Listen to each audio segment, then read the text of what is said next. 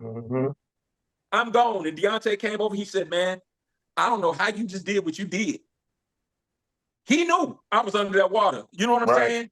Right. Miss McKeever walked past. She said, you already know you got an A for the class. And you just saved that boy's life. Right.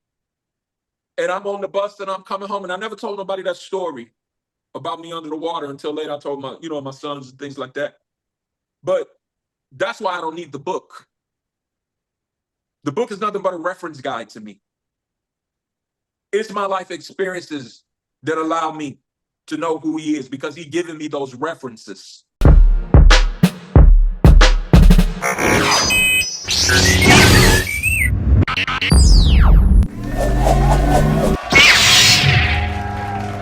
Another one, I'm hit by a semi-truck, head on, over 60 miles an hour. When everybody got to the wreckage, they was looking for me, and I'm standing next to the car. In the rain. Right. They were looking for me. They like, where is the driver? He's got to be dead somewhere. Yep. They are walking, and I'm standing in the street. I look like Ghost Dad. I'm like, I'm here. I'm the driver. So I had to check myself for like, am I alive? Yeah. They like, no, man, not you, the driver of this car. I said, I'm him. Right. They's like, there's no way. Right. When the truck driver saw me, when they finally, the police officer took me to where the truck had pulled off or whatever, he just grabbed me and held me and cried. He said, I knew you were dead. Right. So the experiences that I have, that's why he's Elohim. He's my life. Right. Because I don't have one. Right. He proved that to me. Yeah. And when I know something don't belong to me, I give it back to who it belongs to. Hmm. And I think that came from what my mother said. She said, because when she was pregnant with me and also brother Pastor Orlando, she said she laid her hand on her stomach and she used to pray every night. If you give him to me, I'll give him back to you. That is it. That's facts. And that's just what every day it's a challenge. That's what faith wars come from, because looking at these sagas and looking over these things, and I see the challenges, and then listening to people being in ministry and talk, I see the challenges that people go through that make you want to give up. But I don't want you to turn to the book. I want you to turn to the author. Right. You understand? Right. The words on the That's it. pages, they mean something, but the author who gave the words to put them down in the literature, that's where the heart of it is. That's right.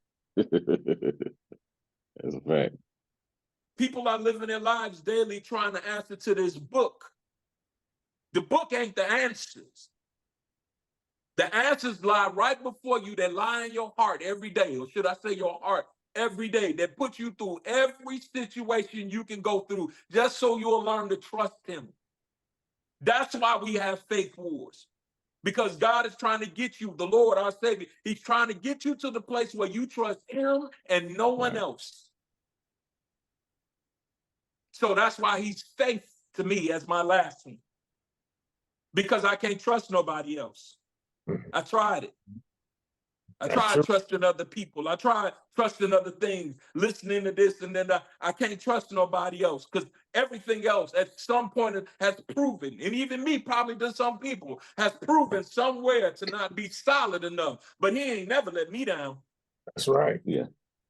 Yes. Yeah.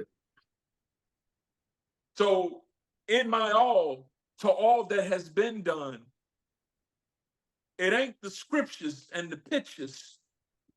It's him and the dreams. Because the dreams that he has given me have become a reality. Yeah. For he shows me the things that I need to see and I need to understand, and I walk in them. Then the meditations, the talk. Yeah. You understand? A lot of times some people in my family probably think I'm loony, because a lot of times they may hear me talking out loud, but I'm talking to him. Right. Because he's talking to me. You understand? It ain't no, once you learn the voice and you know the voice and you hear That's the voice, true. you gonna have some conversations. Yes. Well, it is said, my sheep know the sound of my voice. They know my voice. They know it. Yeah. They know it without a shadow of a doubt. It took me to lay down in some green pastures and sit beside that still water for my soul to be restored, to know that voice. Right. So that's why he is who he is to me. That's why I do the things that I do. And that's why life don't belong to me. It belongs to him as long as I live. And I have to do the things that he called me to do, because I can't do Jay. Jay dead. Right. You understand what I'm saying? Right. He proved that to me at any point in time. Like that. Right. Like that. I can remove all assignments. Like that. But I chose. Not so much out of circumstances, but out of understanding. I understand that you sent me here to do your will for your purpose, and that's what I need to get done. Now, does he give me the pleasure of doing some things that I like from time to time? Yes, and I'm grateful for it. Do all the time I fall to an assignment like no, sometimes I had them Jonah experiences where I be like, you gotta send me there. Right. Right. You don't want to send me there right now. I don't really want to do that one. I'm gonna go there. He proves to me, hey, this is what I need from you. Man, Right. Speaking of that, give me some of y'all experiences, man. Give me that thing for each one of you. Give me that thing that had you like, I ain't got no choice but to give my life to him. Give me that instance. I know, Pastor, you talked about knowing him through the lights and through the drowning, but give me that thing that made you say, hey, I know what mama said, I know what brother said, I know what daddy said, I know what all these, but me, as for me and myself, this is the thing that made me say, nah, I got this one, I got to do this one on my own. Where's that place? Where was that place for you? Pastor Orlando, I'm gonna start with you. Well, so for years, I had been hearing from Pastor Jadon that there was this calling on my life. That I had a greater responsibility to do in the gospel. And for years as a deacon, I would tell him, listen, bruh, I'm a deacon. I'm sitting in my rightful seat. I am comfortable where I am. Come on, Dick. When I hear from God, then I'll let you know. But I don't need you running to me and keep telling me about this great calling. I'm not trying to be no pastor. I'm not trying to be no preacher. That ain't for me. That's for others, but it ain't for me. Hey, he didn't say it that nicely, y'all. He didn't say it that nicely to me. He giving y'all a nice Orlando. Hey, look, one night we got into it, man. I told him you are one radical, unorthodox preaching dude. Like, keep what you do away from me, man. Just leave me alone. Yeah, he told me I was uncouth. Yeah, you are. Oh, snap. Yeah. Then my mother called me. She was like, why would you be so harsh to your brother? Like, he called me and tell me that you were talking, man. I was like, because I'm sick of him. That's all he talk about. So then give her about 3 months, she come. Well, you know, I said, oh, you've been talking to him again. Here we go again with this, me and this next level. I said, listen, I'm not asked. I don't want that. That's not for me. So she went to his house, my mother, and every January she used to go and spend the month of January with him. And so she came back, and at that time there was a bunch of turmoil in my marriage. It was just horrible. And my wife was hanging out and partying. My kids was doing crazy stuff. Like, my house was flipped upside down. And I was trying to figure out what was going on. And I'm praying to the Lord to bring my wife back and to straighten my house out. And my mother came home, and I was at her house because I left home because me and my wife got into it, and I left home. And on the third day, I was at my mother's house, and she had showed up from the airport, and I got up to go to work, and she was standing in the kitchen. And in the kitchen behind her, there's this big open space, like for a window, but there's no glass there. And she stood in front of the sink, and when she turned and faced me, she said, this is not about your wife. and this is not about your house. And after she said that, my whole hearing toward her went tone deaf. I couldn't hear a word she said. I could see her mouth moving, but I couldn't see her and hear her. And behind her, it's like this light just illuminated in the room behind her that was in that window. And I just felt the presence just over me. And man, I wept.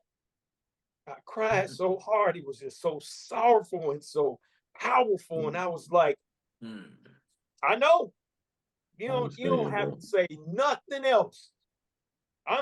That's it. I will run, I will jog, I will fly, whatever it is, I'm yours. I got you. We ain't even got to have a discussion anymore. After that, I called him. I said, dude, I've been called. I have been called. And I said, and so I'm going to sit at your feet and study and learn. And then I went to my Lord Jesus. See, the funny part is there's always room for Satan. No matter what happens, there's always room for Satan. That's what Bill Cosby said. Always room for JELLO. Yeah. Always room for SATAN. Yes. Man, so I called my pastor at the time, and I told him, and he said, you what? Now I'm looking for him to be excited. He said, you what? I said, I've been called. And he was like, well, I never ever try to denounce a man that says he's being called. If that's what you say, that's what you say. But I don't see why he didn't tell me before he told you. And he just told you. But if you say he told you, oh well. And that crushed me for a series of time, because that always played in my head. Maybe it wasn't the calling that I thought it was, because I was listening to man. But as life went on and as I moved in life, I knew this is what I was supposed to do. He walked with me. He talked with me. He would give me messages direct for people that would come to me afterwards and be like, man, how did you even know? That was strictly for me. So it was that illumination of that light behind, and him just pouring over me to let me know that, wow, yeah, this is it. That's good stuff. It is. This is it. Fonzo, so I'm shooting Fonzo. Come out, stand in the back. You're gonna be the 3-point shooter on this one. Fonzo, I need you to go in. I need you to go in and make the play. So Fonzo, tell what was that day like for you? What was that day like for you? So right off the cuff, because of how my mind works as a kid, y'all probably remember I had that red and yellow big wheel. Y'all remember that? Yeah. Oh yeah. Oh yeah. Yeah, I tripped on it at the listen, you should run all up and down the hallway in that big wheel. Yeah. I'm saying fishtail on that joker. Yeah, go ahead. So on that famous big wheel, my favorite car still to this day, I would ride that thing around and I would just look up and stare at the sky. And I would wonder, like, the mysteries of life. Like, what is life? What is death? Why am I here? Stuff like that. The little things at this age that really shouldn't be there. And, I remember asking mom, she, like, why do we die? And at the time, she couldn't really, it was like, she looked like, why are you even asking this? Right. But she couldn't really give me the answer. And so and so she kind of gave me like a soft, it's okay, baby type stuff.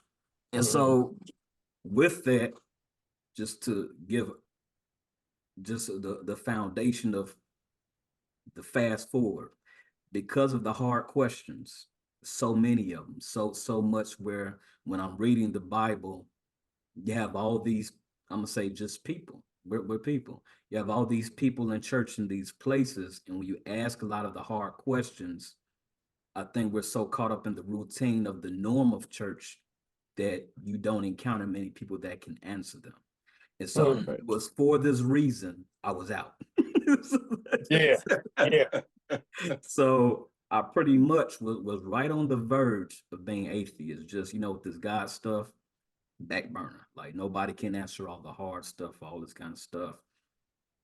And like I just said, Satan finds opportune times. And in the moment, in the time of the season where I'm throwing back the most of drinks, vodkas, anything you can think of, all this kind of stuff. Just, it in my own world, building and becoming my own God, so to speak, because life at this point is just, it seems like it's just merely just raw existence, and just come down, that low.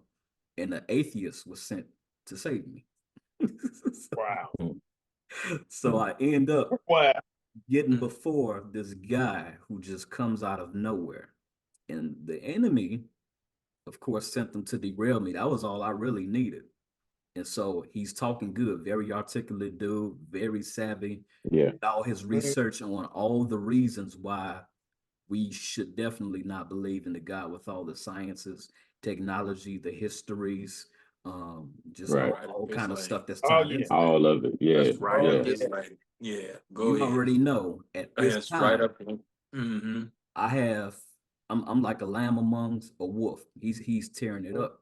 But as he's tearing it up, it's actually counteractive. It's not really reeling me in. What's happening is the standard that was put down inside of me, the seed from all the prayers and all the covering, it started to war. And I just couldn't rising up. I couldn't sit. I was like, something about this, I'll actually want to do the opposite. I wish I had the tools to war against all of the knowledge and the powers that be that comes against the kingdom of Christ, but I can't. That was the but I can't. So I had to sit there, subject to all of that. So he's spewing. It's not a drip. It's a flood. It's all coming out. Yeah. With that, I left that conversation saying this: Lord, if you reveal yourself to me, I'll serve you for the rest of my life. Oh, man. Dumb words right there. Challenge. Hey. Oh. For real. Come on, talk, again. Love that. Come on, talk, disciple. He loved that. Come on, talk, disciple. Yes. When I say he didn't disappoint, when I say the beginning and the end, I started at the beginning. I went to Genesis, just to start dusting off the word and really getting that essence of renewal. So I started there. Now, this wasn't one of those miraculous things where everything just started happening at once. Right. I was crawling, and so from a crawl, I would still kind of fall sometimes in these instances. But here's what happened. That guy, that atheist guy, planted the seed. The seed was done. Here's when the seed got awakened. Right around all of the COVID stuff, everything slowed down and all that kind of stuff. At this time, y'all know, I'm DJing all kind of places, clubs, venues, doing stuff at Kids for the Block. It don't matter. If it's music and shaking and all that kind of stuff, I got you. I'm your man. I'm gonna put it on. I'm a DJ it, and whatever. Anything goes as far as that lane and entertainment, trying to, make a name for myself, all that stuff, everything, that lane in the world. So a lot of that stuff, it started kind of slowing down, but it gave me a lot more time to reflect back on the original statement of what I said, and then a promise. It was kind of like I made the covenant, right? And the Lord, he honored it. And so in this time is when I actually came online. And when I came online, I was saying the number 1, 2, 3. I just started saying it like all the time, whether it be phone somewhere and all that kind of stuff. And so I'm like, man, like what's with this 1, 2, 3 stuff? And it wasn't long that I found out through a experience, whether in body or out of the body, I don't know. But but no, for real, I was asleep in my room, but it was like an out of body experience. And I was encountering, it was an angel. And the angel came into the room, and it was showing me all of its many different forms. It was showing me a lot of the power that it had. And all I could feel was the joy and different things radiating off of it, looking at colors just brilliant, all kind of stuff. And so the angel's name, because you don't speak, everything's already known. And so I knew the angel that was before him, his name was Sadriel. Sadriel, as I looked it up, is the angel of order. Order is 1, 2, 3.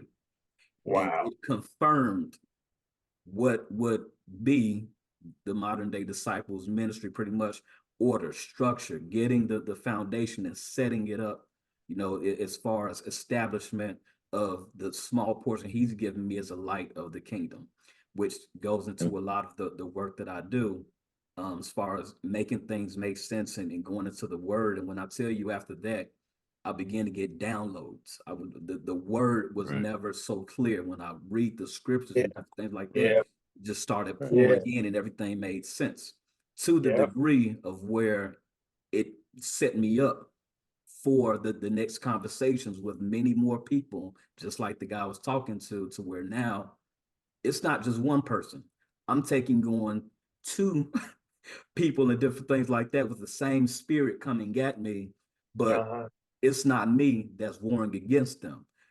The inner man that was fed by, again, the covenant, the contract I made with God, Holy Spirit started speaking.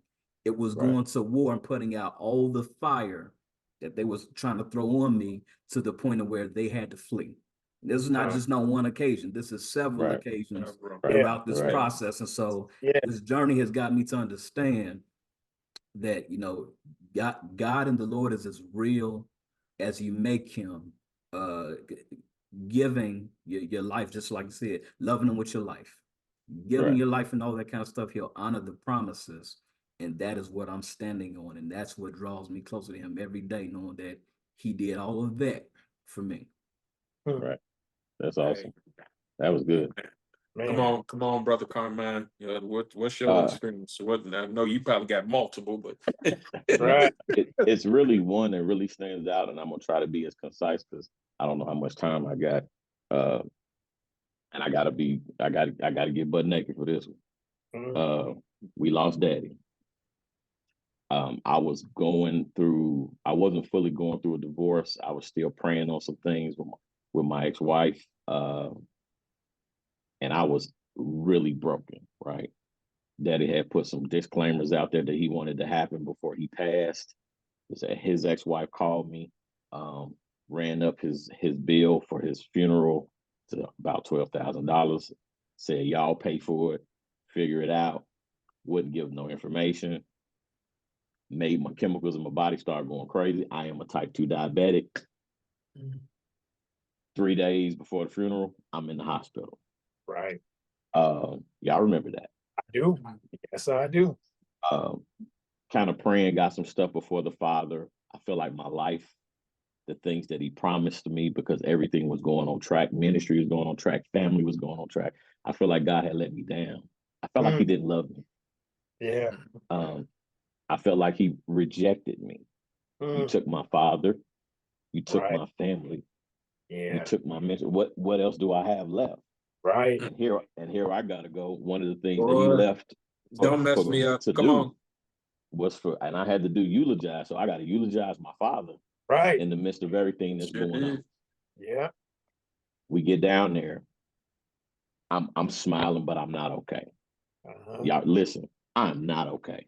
Right. I am a decision away from suicide. Facts. I got my pistol in my bag. I left my bag at Fonzo's house in his garage.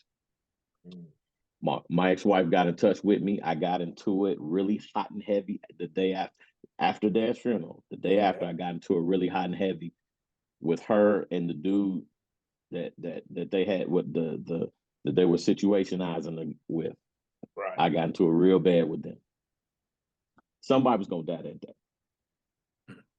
I went back to Alfonso's house, and I just had it in my mind something bad was gonna happen that day. I didn't feel like I had nothing else to live for. I felt like God had turned his back on me. And Orland said, Carmine, what's wrong?